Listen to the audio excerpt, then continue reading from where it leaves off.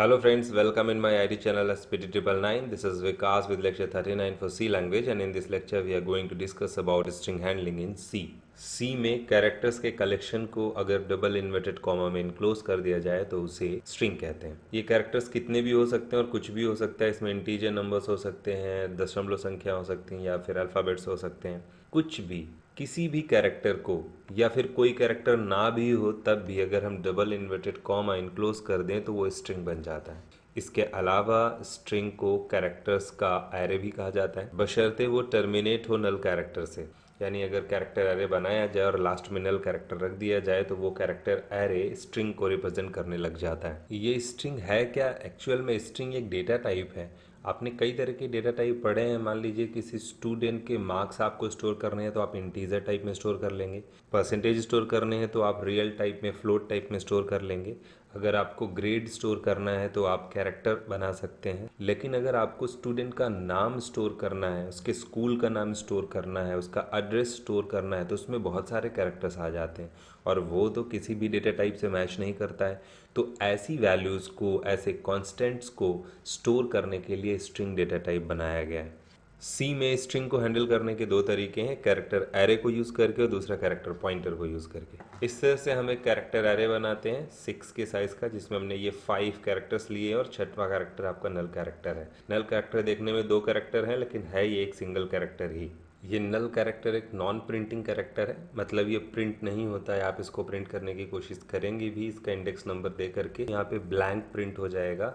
ये character print नहीं होगा क्योंकि ये नॉन प्रिंटिंग कैरेक्टर है। इसके अलावा इसका दूसरा तरीका भी है, हम डायरेक्टली डबल कोटेशन में स्ट्रिंग दे सकते हैं। जैसा मैंने आपको बताया था कि कुछ भी डबल कोटेशन में रख दीजिए तो स्ट्रिंग का फॉर्मेट बन जाता है।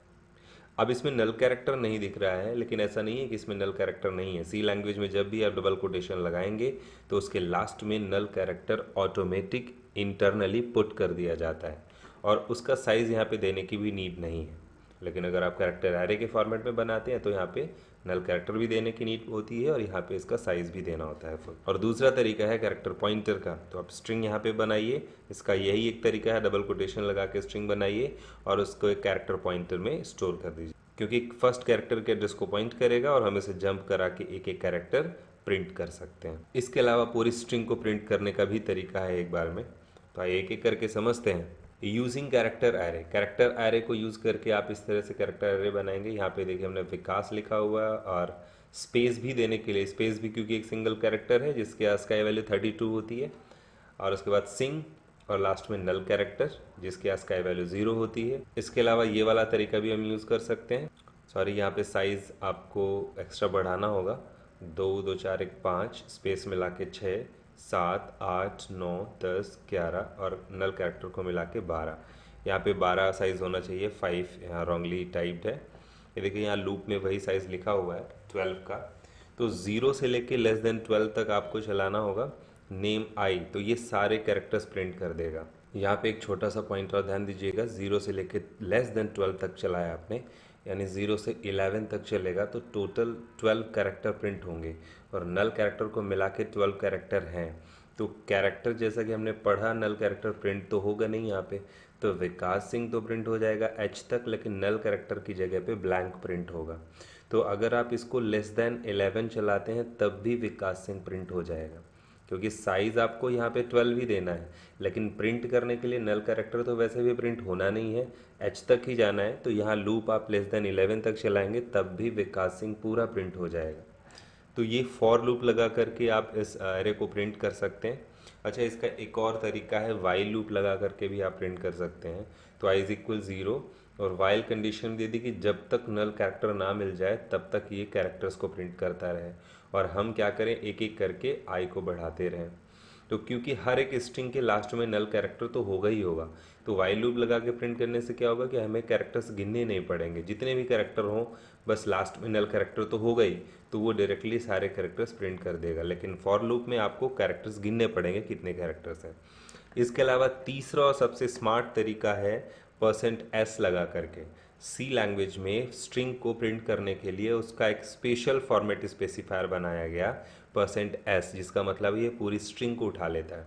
तो अगर आप नेम कैरेक्टर एरे का ये लिखते हैं, यानी कि ये बेस एड्रेस को रिप्रेजेंट करता है, पहले भी हम लोग पढ़ चुके हैं एरे के चैप्टर में, तो जैसे ही आप इसको लिखते हैं तो यहाँ से ये पूरी स्ट्रिंग को उठा लेता है और प्रिंट कर देता है। तो आप ये तरीका भी यूज़ कर सकते हैं। आइए ये सारी चीज़ें प्रैक्टिकली करके देखते हैं। यहाँ पे एक स्ट्रिंग को दोनों तरीके से रिप्रेजेंट किया हुआ है, कैरेक्टर एरे भी बनाया गया है और साथ में यहाँ पे डबल कोटेशन में भी स्ट्रिंग रखी गई है। इसको प्रिंट करने के लिए हमने फॉर लूप यूज़ किया हुआ है 0 से <5 तक, यानी 5 स्ट्रिंग हमारे पास प्रिंट हो जाएंगे। ये देखिए, और अगर हम इसको 6 तक चलाते हैं, मैंने आपको एक बात बताई थी कि अगर आप 6 तक चलाएंगे इसका मतलब आप जो नल कैरेक्टर उसको भी प्रिंट करना चाह रहे हैं। तो देखिए यहाँ पे नल कैरेक्टर प्रिंट नहीं होगा, उसकी जगह पे एक ब्लैंक प्रिंट हो रहा है। अब इसी को अगर हम वाइल लूप से प्रिंट करना चाहें तो वाइल जो नेम है I does not equal null character तक इसको जाना है। आई को इनिशलाइज भी करना होगा तो आई 0 इनिशलाइज कर देते हैं। %c name I plus plus. देखिए यहाँ पे 2 बार विकास प्रिंट हो रहा है, यानी दोनों काम कर रहे हैं।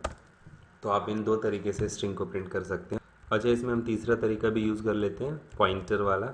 तो यहाँ पे पॉइंटर लगा देते हैं, इसका साइज़ यहाँ से हटा देते हैं और ये स्टोर है, स्ट्रिंग को थोड़ा सा बड़ा कर सकते हैं, विकासिंग कर देते हैं। आपको करना क्या है, यहाँ पे सिर्फ प्रिंटफ लगाना है बिना लूप के, % और एक्स में स्ट्रिंग है और इसको प्रिंट कर दीजिए।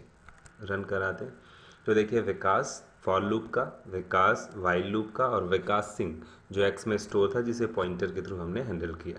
तो ये था स्ट्रिंग का इनिशियलाइजेशन एरे के थ्रू और पॉइंटर के थ्रू। इसके बाद देखते हैं स्ट्रिंग को यूज़र से कैसे इनपुट कराते हैं। तो यूज़र से इनपुट कराने के लिए देखिए यहाँ पे 3 तरीके हैं, स्कैनफ, % और एक्स लगा सकते हैं। तो % लगाने से क्या होता है कि सिर्फ स्पेस तक ही एक्सेप्ट करता है। अगर आपने स्ट्रिंग बिना स्पेस की दी है तो पूरी स्टोर करेगा, जैसे आप स्ट्रिंग में स्पेस देते हैं वो उसके बाद की स्ट्रिंग को स्टोर नहीं करता। तो अगर आप स्पेस के साथ इनपुट कराना चाहते हैं तो फिर आपको इस तरीके से लिखना पड़ेगा। स्क्वायर ब्रैकेट के अंदर ये कैरेट और /n, इसका मतलब होता है कि जब तक /n यानी एंटर ना मिल जाए तब तक पूरी स्ट्रिंग को स्टोर करो। तो इस तरीके से आप स्पेस के साथ पूरी स्ट्रिंग को एक्सेप्ट कर सकते हैं। इसके अलावा तीसरा तरीका भी होता है फंक्शन का। तो गेटस नाम का एक फंक्शन होता है जो स्ट्रिंग को इनपुट कराने के लिए यूज़ होता है और ये पूरी स्ट्रिंग को स्टोर करता है। तो स्कैनफ की जगह पे, इसकी जगह पे आप इसको भी यूज़ कर सकते हैं। तो आइए इसको प्रैक्टिकली करके देखते हैं। यहाँ पे देखिए हमने कैरेक्टर एरे बनाया हुआ है 20 के साइज़ का और यहाँ पे हमने मैसेज दिया एंटर योर नेम। स्कैनफ में हमने % लगाया और नेम लिख दिया। नेम क्योंकि ऑलरेडी एक एड्रेस को रिप्रेजेंट करता है, एक रेफरेंस है। एरे वाले चैप्टर में हमने पढ़ा था किसी भी एरे का जो नेम होता है वो ऑलरेडी एक पॉइंटर की तरह होता है। तो यहाँ पे % लगाने की नीड नहीं है, %लगा के भी आप कर सकते हैं और ऐसे लिखेंगे तब भी ये एड्रेस को ही रिप्रेजेंट करता है। इसके बाद जब हमने प्रिंटफ किया तो वहाँ पे भी % लगा के हमने नेम लगा दिया। अब इसको रन कराते हैं। उसके बाद एक स्ट्रिंग इनपुट करते हैं विकास। तो देखिए इसने विकास को एक्सेप्ट किया और प्रिंट कर दिया। इसको वापस से रन कराते हैं और हमने एक स्ट्रिंग दी जिसमें हम विकास सिंह करते हैं। इसको एंटर करते थे, देखिए इसने सिर्फ विकास एक्सेप्ट करा है क्योंकि स्पेस तक ही एक्सेप्ट करेगा, स्पेस के बाद एक्सेप्ट नहीं करेगा। तो अगर हम चाहते हैं कि ये स्पेस के साथ एक्सेप्ट करे तो हमें यहाँ पे स्क्वायर ब्रैकेट में कैरेट लगा करके \n लगाना पड़ेगा। इसके बाद इसको रन कराते हैं विकास सिंह। अभी देखिए स्पेस के साथ एक्सेप्ट कर रहा है। तो ये एक तरीका है। इसके अलावा हमारे पास एक फंक्शन होता है गेटस फंक्शन। इसका यूज़ करके भी आप स्ट्रिंग को इनपुट करा सकते हैं। ये देखिए, तो गेटस फंक्शन और गेटस स्कैनफ का काम कर रहा है। तो ठीक उसी तरह से एक फंक्शन और होता है पुटस फंक्शन जो प्रिंटफ का काम करता है। तो इसको रन कराते हैं विकास सिंह। तो ये देखिए गेटस और पुटस ये 2 फंक्शन हैं जो स्ट्रिंग के लिए स्पेशलाइज्ड हैं और किसी डेटा टाइप के साथ काम नहीं कर सकते, सिर्फ स्ट्रिंग के लिए हैं। प्रिंटफ और स्कैनफ का काम करते हैं। अच्छा, इसी में अगर हम इसको पॉइंटर बना दें, पॉइंटर, और इसको यहाँ से हटा देते हैं, तब भी स्ट्रिंग को इनपुट करा लेगा। ये देखिए, और हम चाहें तो यहाँ से गेटस और पुटस हटा करके स्कैनफ प्रिंटफ का यूज़ करें। विकास, यूज़र इनपुट के बाद स्ट्रिंग के बहुत सारे फंक्शंस हैं, उनमें से कुछ इंपॉर्टेंट और पॉपुलर फंक्शंस यहाँ पे दिए हुए हैं। स्ट्रिंग डॉट एच नाम की एक हेडर फाइल है, इसके अंदर ये सारे फंक्शंस आपको मिलेंगे।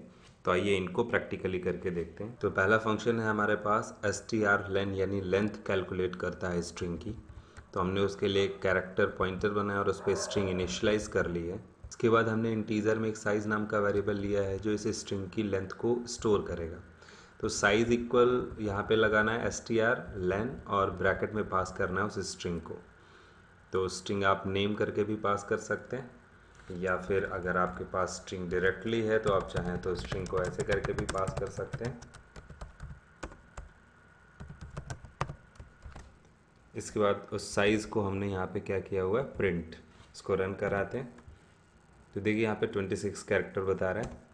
इसके अलावा जैसा कि मैंने बताया, आप यहाँ पे किसी वेरिएबल में अगर स्ट्रिंग स्टोर है तो वो वेरिएबल पास कर सकते हैं, तब भी ये कैलकुलेट करेगा।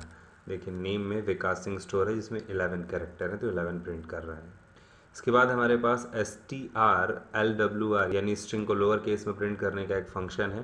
तो इसको यहाँ से हटाते हैं, हम डायरेक्टली प्रिंट करते हैं। यहाँ पे परसेंटेज लगाइए, किसी वेरिएबल में चाहे तो स्टोर भी कर सकते थे strLWR, और यहाँ पे पास कर दीजिए नेम। तो प्रिंटफ फंक्शन के अंदर हमने strLWR फंक्शन भी कॉल किया और उसके अंदर नेम को पास कर दिया। इंटीजर की यहाँ पे ज़रूरत नहीं है तो इसको हटा देते हैं और सीधे इसको प्रिंट करते हैं। तो देखिए स्ट्रिंग उसने लोअर केस में प्रिंट किया हुआ है। इसके बाद हमारे पास है एक strUpr जो कि अपर केस में स्ट्रिंग को प्रिंट करेगा। तो यहाँ पे हटा करके इसको कर देते हैं UPR, इसको प्रिंट करिएगा। तो देखिए स्ट्रिंग को अपर केस यानी कैपिटल लेटर में प्रिंट करेगा।